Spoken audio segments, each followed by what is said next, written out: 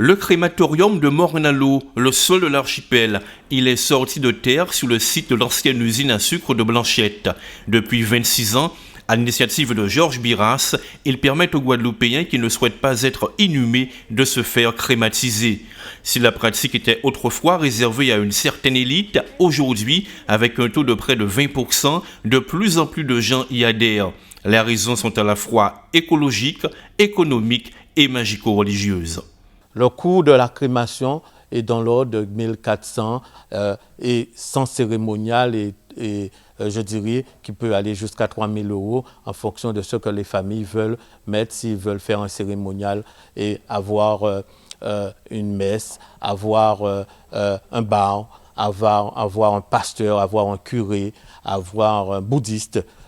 C'est de façon très omniqueuse. Aujourd'hui, que la crémation en Guadeloupe a un autre revers que la crémation dans l'Hexagone.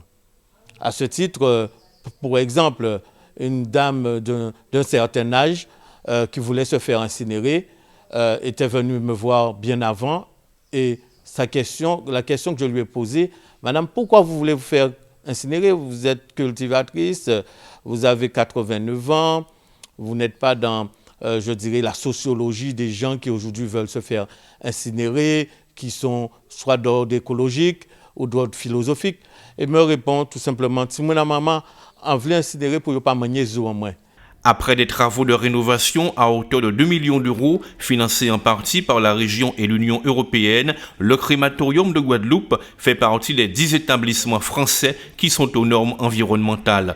Et cela grâce notamment à un système de filtration qui empêche le rejet de dioxyde de carbone de la nature et un four crématoire plus moderne.